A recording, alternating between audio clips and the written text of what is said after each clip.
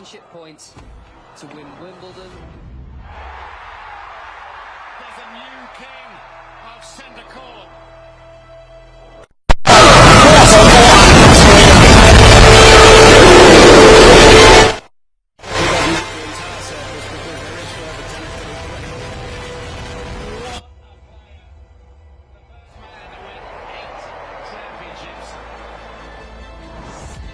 And magnificent strike.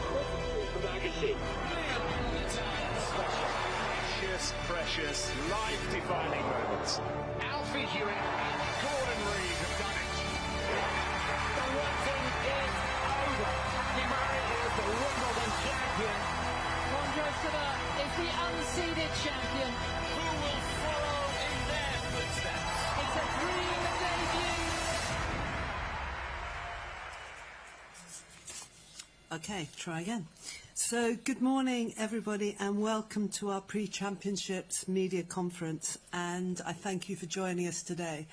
My name is Debbie Jevons, Chair of the All England Club, and alongside me is Sally Bolton, our Chief Executive. And today we'll cover two broad themes: an overview of our plans for the 137th Championships and an update on future developments, including around the estate.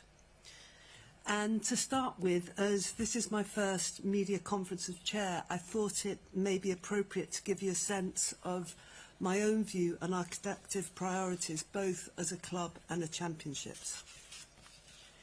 So, firstly, I don't think it'll surprise you to learn that keeping Wimbledon at the pinnacle of the sport is our primary ambition. I am focused on ensuring that Wimbledon continues to be recognised as one of the world's best sporting events, while seeking to retain our unique blend of tradition and innovation. A thriving championships creates the opportunity to give back, whether giving back is playing a leading role in making the sport the best it can be for the players and the fans, or making a positive contribution to the communities that we are a part of, or protecting and enhancing Wimbledon for the long term through strategic investment. And we, together with the other Grand Slams, are in a privileged position as pillars of the sport. And it would be simple to concentrate solely on the success of our own events and giving back to national governing bodies that we support. But I think it's right that we take an interest in the overall governance and health of the sport internationally. And you'll all be aware that conversations with the governing bodies, players and tournaments have been ongoing for many months as we seek to find a common vision for the future of the sport, a sport with the interests of the players in mind. Discussions are complex and there isn't a simple fix. If there was, others would have been successful in succeeding in introducing a change long ago. But the work continues, and as you might expect, we are taking an active role. I also keenly feel that with our growth comes responsibility to be an engaged neighbour and a force for good in our communities locally, nationally and internationally. I will have more to say on that topic later. The continued success of the championships and the increasing social and economic benefit that the event generates allows us to give back and drive investment into our sport, our communities and our future. And these priorities will be top of my mind during my tenure as chair. Now, with that in mind, we're going to turn to prize money. And in addition to investing heavily in the facilities and services that we offer the players and their teams, we are pleased to be offering a record prize money for this year's championships. Now, when setting levels this year, we look to strike the balance between providing a good measure of security for the left-hand side of the draw, who do rely on Grand Slam prize money to fund their coaching, travel and expenses throughout the year, while rewarding the right-hand side of the draw as they progress further. The total prize money fund for this year's championships will be £50 million. A very healthy increase of 11.9% or £5.3 million on 2023. The gentlemen's and ladies singles champions this year will each receive £2.7 million, an increase of £350,000 or 14.9% on last year. Singles first round prize money is £60,000 and the total on offer for the qualifying competition has increased by 14.9% to £4.8 million. And importantly, reflecting on the growing popularity and success of wheelchair tennis at Wimbledon, our singles and doubles draws will expand to 16 players and 8 teams, and the competition will begin a day earlier on the second Tuesday. Prize money for the wheelchair and quad wheelchair events will now stand at £1 million. I'll now hand over to Sally to take you through the detail for this year's championships.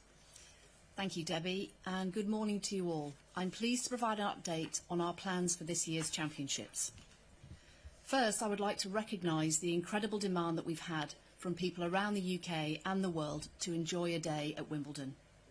We've had a record number of applications for the Wimbledon public ballot, a tradition that is now 100 years old, and we believe still the fairest way of ensuring the widest distribution of tickets.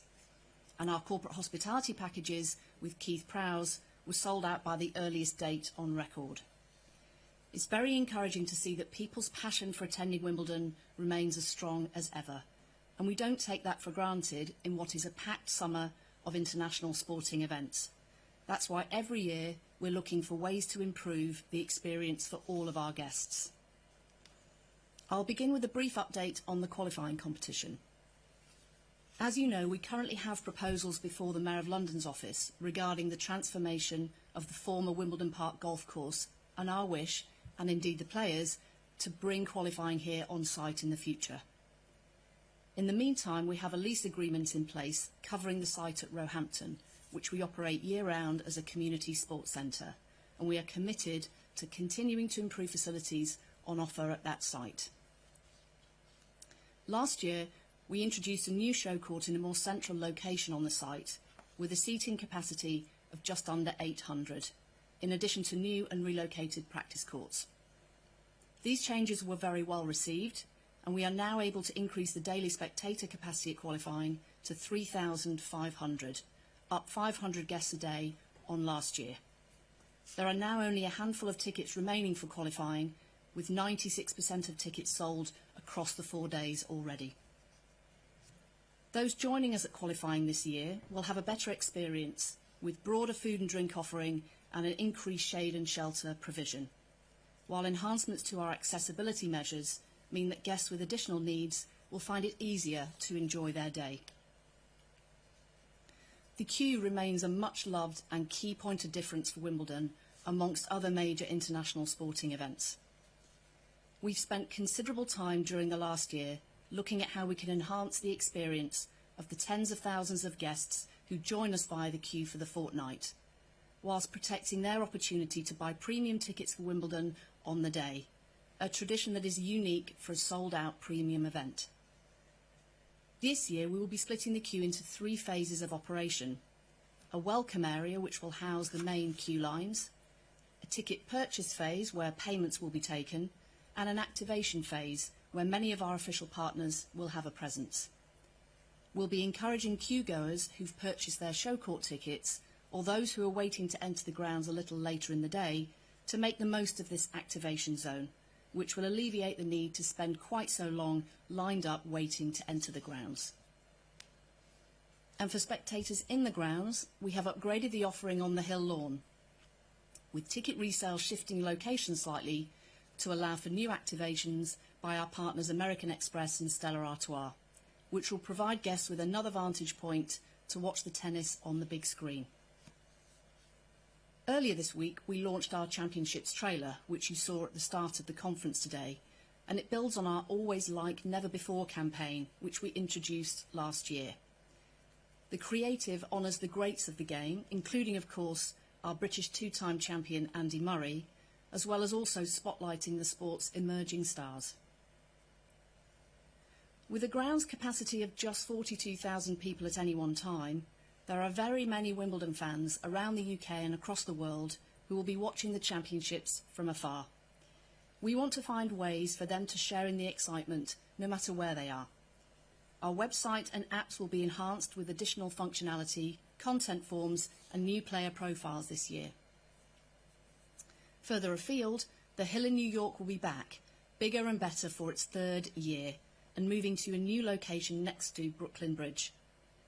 The event will launch on the second Friday evening with a free performance by Olivier Award winner Nicole Scherzinger, followed by live tennis across the whole of the finals weekend.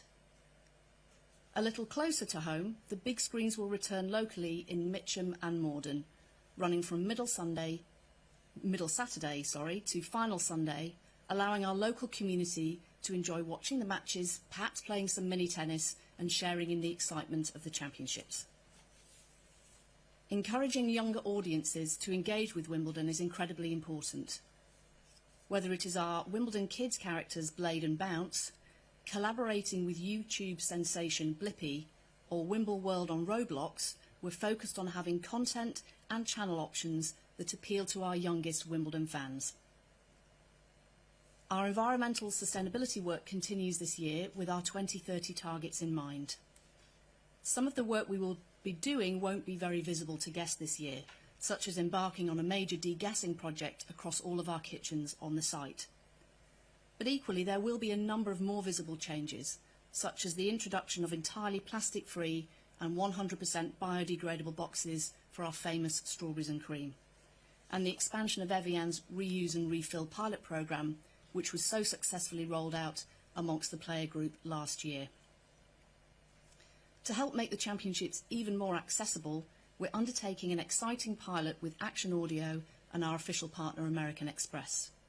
The project will gather insights in partnership with members of the blind and low vision community to find ways to enhance their enjoyment of the on-court action, including creating a series of sound cues to help bring the nuances of a match to life in real time. We're excited about this initiative to make the championships more accessible to more people. I'll hand back to Debbie to continue the updates. Thank you, Sally. So now, if I may, turning to our plans to transform the Wimbledon Park golf course.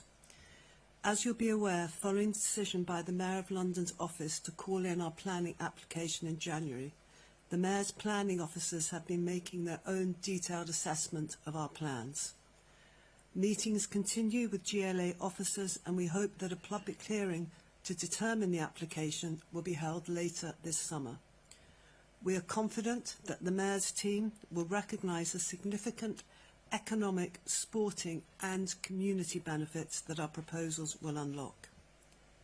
Since our application was submitted in July 2021, we have spoken to more than 8,000 local people at our various events, and we have held 100 guided tours of the proposed southern parkland.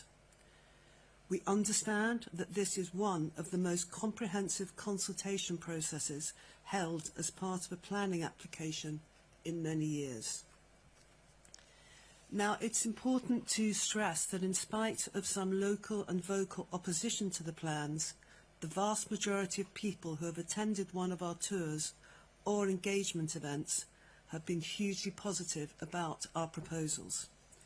We have heard time and time again that local families are very much looking forward to gaining access to land that has been a private golf course for well over a century. As a result of our proposals, there will be over 27 acres of newly accessible parkland for everyone to enjoy. And importantly, this equates to a 50% increase in the green space currently available in Wimbledon Park, and is the equivalent to over 400 tennis courts. We've also committed to a programme of substantial improvements in the existing Wimbledon Park, including an upgraded water sports centre, new public toilets and a new children's play park. Now, these are very significant community benefits, and alongside our desire to remain one of the world's leading sporting events by bringing the qualifying competition here on site, the project will allow us to open the event to more people who want to see the world's best players in close proximity and experience the magic of Wimbledon. We're looking forward to a public hearing on our application, and we will continue to work with all the relevant partners to deliver what is one of the greatest sporting transformations since the 2012 Olympic and Paralympic Games. And now back to Sally for some more updates on our work around the estate. Thanks, Debbie. Around the estate, we continue to be as busy and ambitious as ever. Investing strategically in our facilities is central to our long-term vision for both the club and the championships. Debentures have always been a key part of this process, and we were delighted when our centre court debenture issue for 2026 to 2030 was substantially oversubscribed, raising more than £200 million for capital projects across the grounds. This time last year, we shared a video of our plans for the Millennium Building, which houses three important groups: the players, the members, and of course the media. I'm pleased to say that all of the enabling works have now been completed, which will allow for a fast start on the main project works immediately following this year's championships, and keep us on track for completion of the project in 2027. Many of the changes to the building won't be visible to guests at this stage, but as members of the media, you will notice the entrance to the workroom and the stairs to level 3 will look a little bit different this year, as groundwork is completed for a fuller renovation in future years. The final phase of our development at the Community Tennis Centre at Rains Park is now complete, and this facility is an official practice venue for the championships this year, with 16 grass courts, a new clubhouse with changing and therapy rooms, a cafe and a multi-use function room. We have also worked hard to ensure that the project delivers benefits for nature, with significant biodiversity enhancements on the site, including a very large pond, wildlife meadows and more than 180 new trees. With nearly 16,000 adults and children registered, this venue is a thriving year-round community hub in its own right, in addition to hosting our Wimbledon Junior Tennis Initiative and training for the ball boys and ball girls. It's really pleasing to see it established as an important leisure and recreation facility for the local community. On a smaller scale, the No. 1 court shop has been enlarged and refurbished and will contain the complete range of Wimbledon merchandise. Our retail sales this year have far surpassed our expectations, both in the shops on site, up 30%, and online, up 60%. And so we're hoping for another year of strong sales at the championships this year. I'll hand back to Debbie for some final words before we finish. Great. Thank you, Sally. So, finally, 2024 is a very special year for the Wimbledon Foundation as we celebrate its 10-year anniversary. And during the past decade, the Foundation has distributed some £20 million to charitable activities, both locally, nationally and internationally, with half of these funds invested in our local boroughs of Merton and Wandsworth. The Foundation's work continues to go from strength to strength, and last year we set records both in terms of the amount of grants and donations distributed, but also the number of people positively impacted by our work. Already one of the largest employers in Merton during the championships, we've expanded our Work at Wimbledon initiative, which helps local people facing barriers to employment the access for some job opportunities at the championships.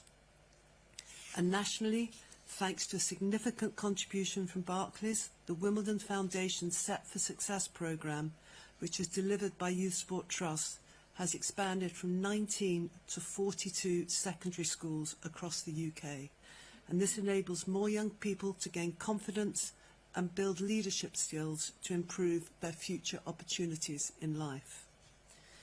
And there'll be plenty of opportunities to celebrate the Foundation's work during this year's championships, including the fact that we're welcoming back those who performed the coin toss before each of the men's and women's singles finals in previous years. Now, I'd like to finally, if I may, touch on the special guests for this year's championships.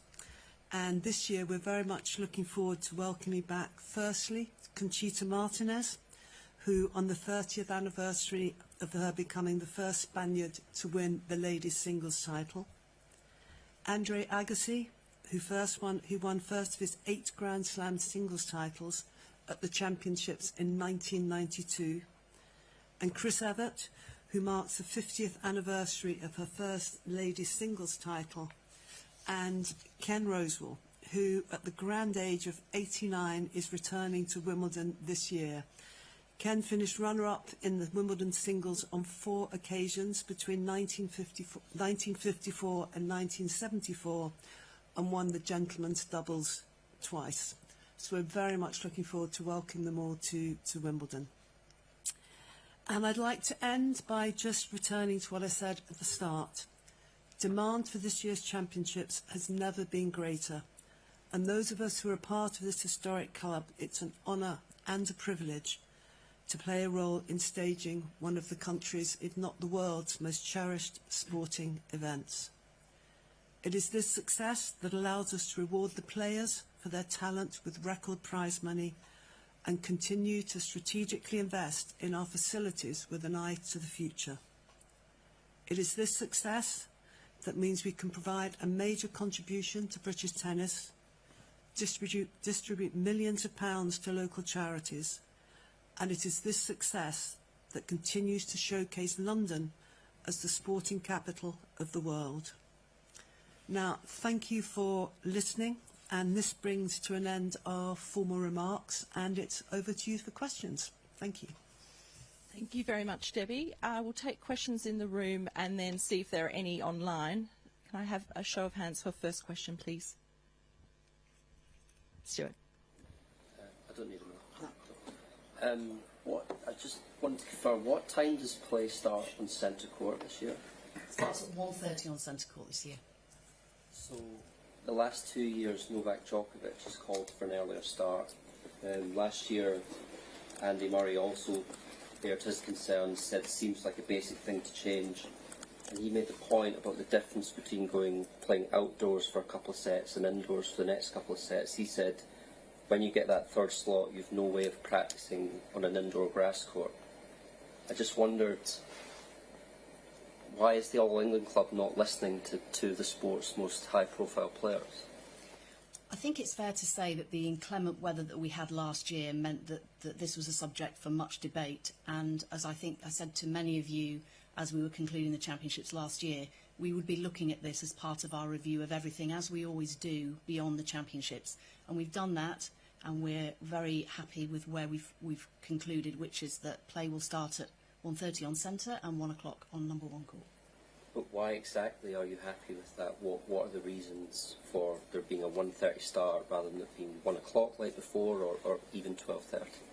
Well, we're still confident we can achieve what we need to do in that period of time. As I said, we've reviewed it, we've thought long and hard and looked at the data around length of matches and the trends that are occurring in that space, and we're very confident and happy with the decision that we've made this year. And when you speak about the roof as well, the other advantage of the roof is, of course, that we can have continuous play. When we didn't have one, those rain interruptions meant that play often stopped for that day.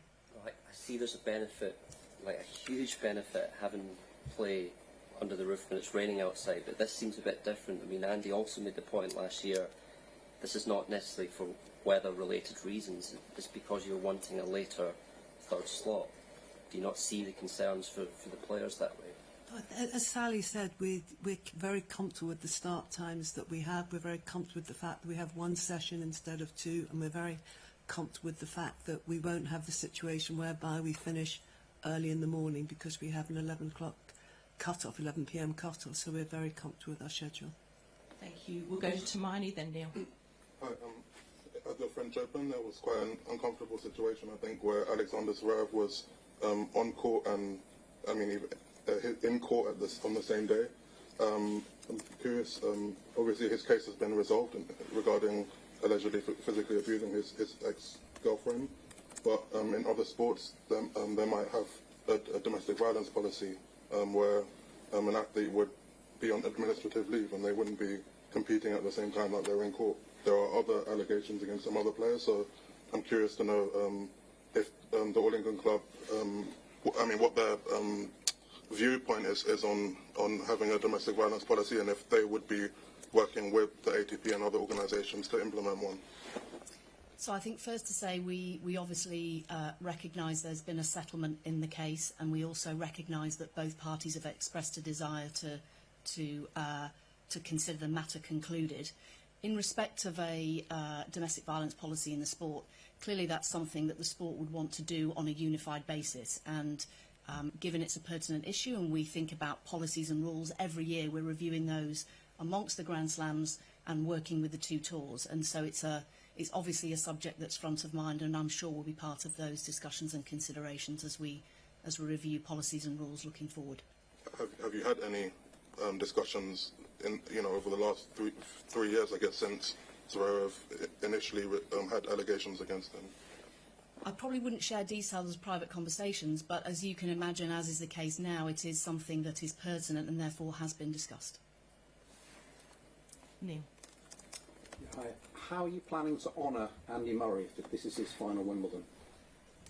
Well, we've certainly got plans in place, and we're ready and prepared. But ultimately, it's Andy's decision, and we'll very much be led by him, and we can amend our plans accordingly. But we're ready in any eventuality. But it has to be led by Andy.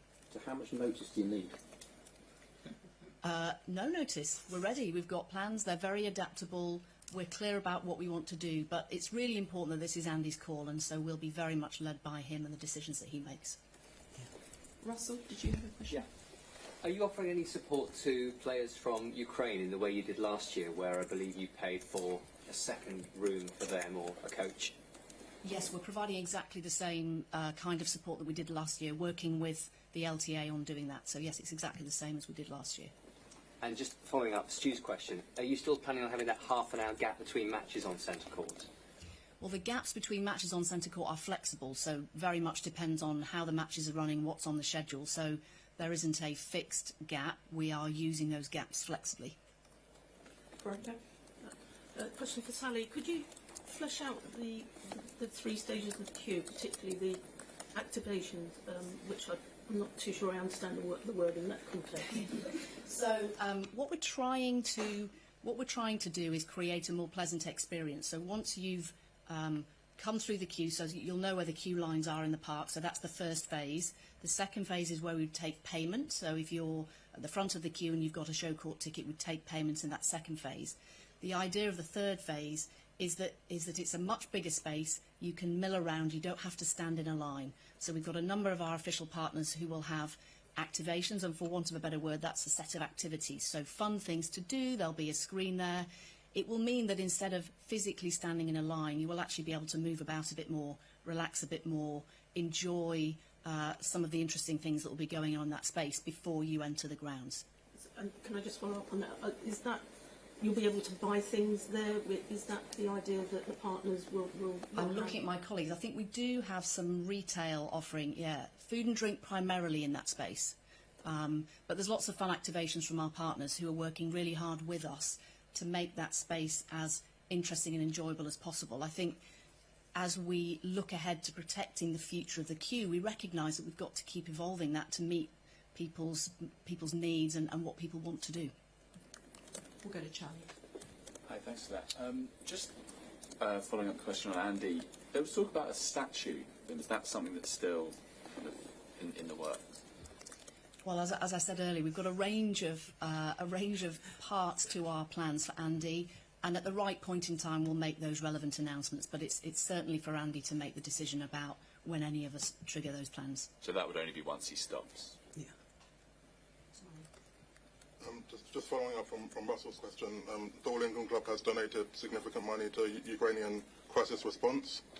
Obviously, there are many conflicts in the world, and there's particularly a spotlight on the war in Gaza right now. I'm curious if the All England Club has any intention of donating money or any gestures towards that war where tens of thousands of people have been killed and over 1 million people have been displaced by Israeli forces. Yeah, sure. I mean, one of our significant charitable partners is the Red Cross, and we provide funds to them through our foundation, and they then distribute those funds internationally throughout the world, which we sure will include Gaza as well as Ukraine. So our approach is that we have a good partnership with them. They're international charity, and they then determine where those funds go.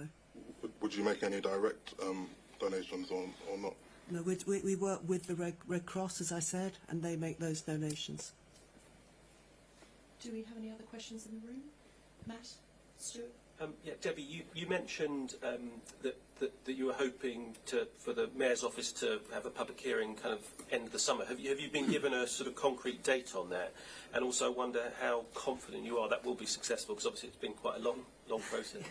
It has. I mean, we're hopefully there's going to be in the summer. We don't yet know a specific date, but there's been a huge amount of engagement, and that engagement has been positive, and we are confident that the GLA will recognise the benefits that our plans do bring, as I spoke to about the increased public park for the community, and also importantly maintaining Wimbledon at the pinnacle of world sport by bringing our qualifying on site. So whilst we haven't been given a specific date, there is constant communication between us and the Mayor's office.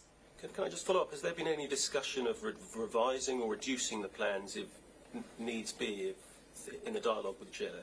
No, we've presented our plans. Part of that dialogue has been the fact that we've increased what is going to be public park by 7 acres. So that has been a slight amendment, and that has not impacted what we want to do for qualifying in any shape or form. So we're willing to listen. We're good listeners, and that's right and appropriate, and understanding what the local community needs and what the Mayor's office requires. But we are not fundamentally amending our plans. No, because we believe in them and passionately believe in the benefits that they'll bring.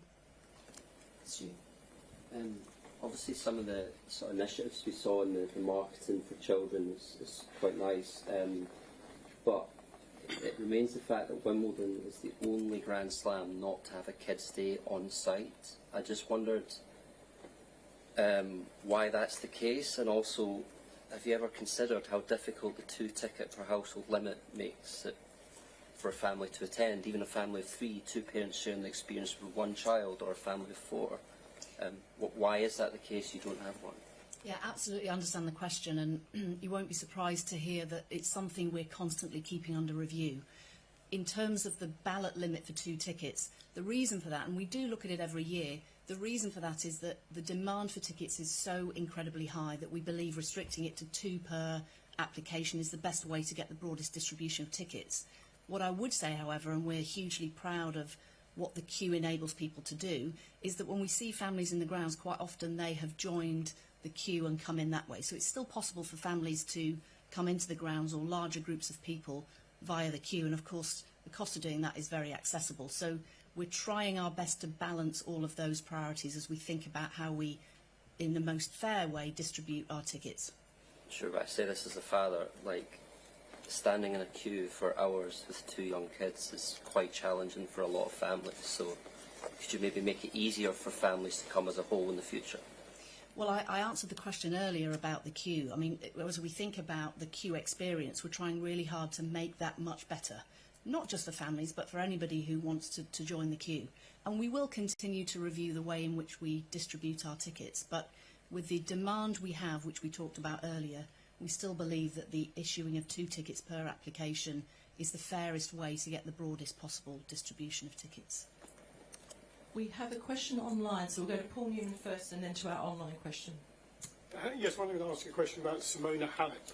I mean, she's hardly played of late, so I don't know what her short-term, long-term plans are, but I wonder, if she applied for a wild card, do you have a policy about giving a wild card to a player who has served a drug suspension?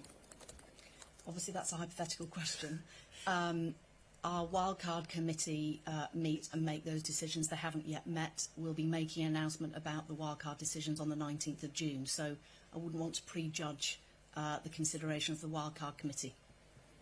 But to clarify, you don't have a policy about whether you would or wouldn't grant a wild card to someone who's served a suspension. It would be a question of just judging that application on its own. Yeah, because once a player has served any drugs ban, they're then free to compete in the circuit, and as such the wildcard committee would consider that and their performance when considering that wild card. But as Sally said, the wild card committee will meet and make that determination. We'll go to our question online. We'll take an online question from James Gray, iNews.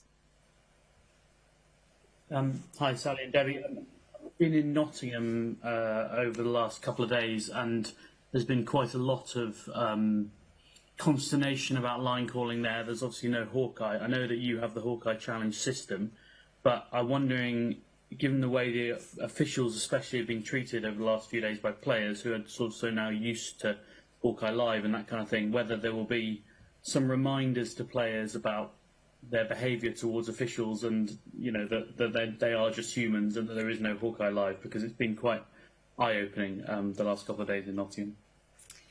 I think that's a fair observation. As we think about player behaviour, I think that's quite clear in our conditions of entry, and we would always look to address any of those issues as they happen. For the championships every year, we have an incredibly high-quality group of match officials working, and so we'd expect them to be respected as everybody who works at the championships, all of whom are there to support the players going about their jobs. We have another online question from Chris Bowers. Hi. You mentioned the environmental programme a couple of times at the All England Club. On the first day of last year's championships, there was a story of around 30 environmental grandees having written a letter questioning Wimbledon's association with Barclays, given that Barclays was the leading funder of fossil fuel extraction projects.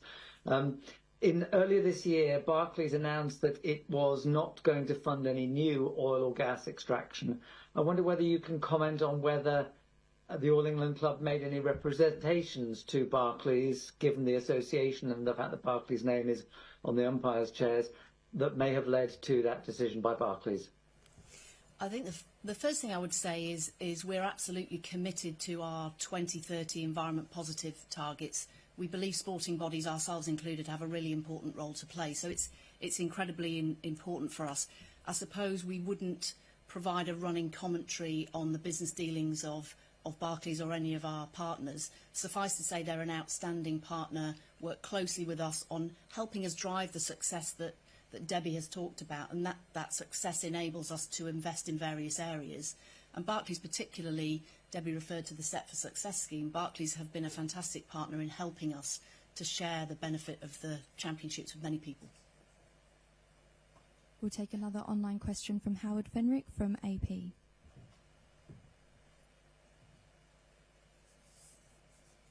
Hello. Wanted to ask, now that it appears none of Roger Federer, Novak Djokovic, or Rafael Nadal will be there this year, what sort of effect do you think those absences might have on the tournament from a tennis standpoint, a fan standpoint, TV standpoint, etc.? Thank you. No, I think it's, when you think of tennis as a sport, there is always turnover with the players. I mean, that same question may have been asked about Sampras and Agassi and in the past, and then you had, of course, had the great four players with Andy Murray as well, and Djokovic, Nadal and Federer. When look back at just what's happened at the French Open with the amazing semi-final with Alcaraz and Sinner playing, and then the final where Alcaraz won against Zverev, the quality of tennis and the depth of tennis, both on the men's and the women's side, is huge. So we have our former champions returning this year, and I am confident that the excitement level that I certainly feel going into my first championships is felt by millions of people. So I'm not nervous at all about that and about the new generation coming through and the wonderful players that they are. Hermione, and then we'll go back online. Yeah, will Wimbledon this year be an election-free zone? Will you ban any sort of political badges or anything? Yes, it depends what you mean by an election-free zone. Obviously, the election is taking place during the championships. We've had a look through all of our operations, and we don't believe there'll be any operational impact of the election taking place that day. There's still a chance for people to register for a postal vote. In terms of those of us that might be working very long days at the championships. But no, that we are not, there's no political campaigning on site. So will you be allowed to wear sort of Labour Party, Conservative Party badges coming into sight?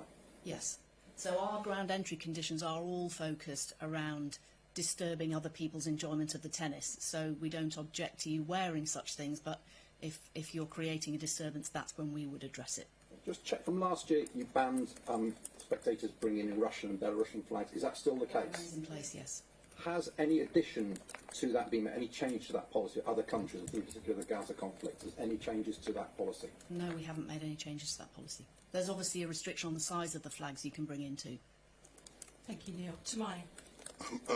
Over the years, players, support staff and entourages have grown quite exponentially. I'm curious just how has the All England club managed that over the years, and also, I mean, there's obviously been some obvious changes, but what changes has the club made to accommodate higher numbers of people on the grounds? It's a great question, Tamani, and actually one of the drivers for us taking forward the Millennium Building project and developing that space further and actually adding a significant amount more space to that building is a lot to do with the growing entourage of players and making sure that we can provide the right type and quality of facilities for players, but also for their teams too. And as those teams have grown, that definitely presents a challenge for facilities. But in the design and the programme that we have for the Millennium Building, I'm confident we can stay ahead of others in terms of the quality and quantum of what we provide for that group. Yeah. And in addition, of course, we opened Rains Park this year that's available for players and their entourage to practice, and they go there, there's food, there's ice baths, there's changing rooms, so they can relax there as well. So we're constantly reviewing it, but as Sally said, we're confident that our evolution will be, certainly the players will appreciate it. I think we have time for 2 more questions. They're both online. We'll head over there. Our first online question comes from Andy Robinson, The Sun. Hello. Princess of Wales Kate Middleton is obviously the patron of the All England Club. Are you still expecting her to attend this summer's championships given her ongoing cancer treatment, or is there plans for someone else to hand out the trophies this year? I mean, our priority is clearly that our patron has the time to recover, and we're certainly not going to add any additional pressure on her recovery by speculating on her attendance at this year's championships. And when it comes to the presentation ceremony, as in previous years, we will announce those that are going to be a part of that ceremony on the morning of the finals. So nothing's changed in that regard. Our final online question comes from Nick Powell, Sky. Hi, Sally. Hi, Debbie. Just wanted to check the activation zone. What's the purpose? Because you presumably I know you're going to say to have more fun, but once you've got your ticket, aren't you just going to want to go in and watch tennis? So there is a period, I don't know when you last visited the queue, but there is a period in the morning where we are rolling up, as we call it, the queue that's the overnight queue primarily. And so people are coming out of that, and we are, at that point, selling them a ticket. They're keen to get that ticket in their hands. There is a period between that point and when the grounds open where we're not letting anybody into the grounds. And so we're keen to make sure that during that period of time and until we can get them into the grounds, they have an opportunity to do more than just stand in a line. That's what it's really all about. And then, of course, as the queue grows through the day and we're able to let people in depending on how many people leave, there is a period where people are in the queue without great certainty about when they'll get into the grounds, and it just gives them more space to relax, hopefully, and enjoy that period of time rather than just be standing in a line. It's on mute. I'm afraid we can't hear you. Nick, if you'd just like to unmute.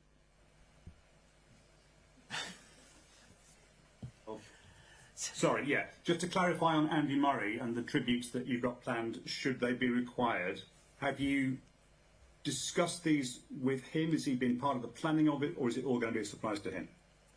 We certainly be talking to members of Andy's team, but probably wouldn't share any more detail of the plans because they are flexible, and I would just repeat what I said earlier. We'll be very much guided by Andy, and he needs to make the decision for himself, and we can then respond accordingly. And I assume you're expecting not a dry eye in the house if it happens. I think we will all share some of the same emotions as and when Andy decides to retire. Yeah. Thank you. Thank you very much, everyone. So that brings us to the end of the media conference today. Thank you very much for your attention. We look forward to welcoming you back to the championships when we get underway in a couple of weeks. Thank you.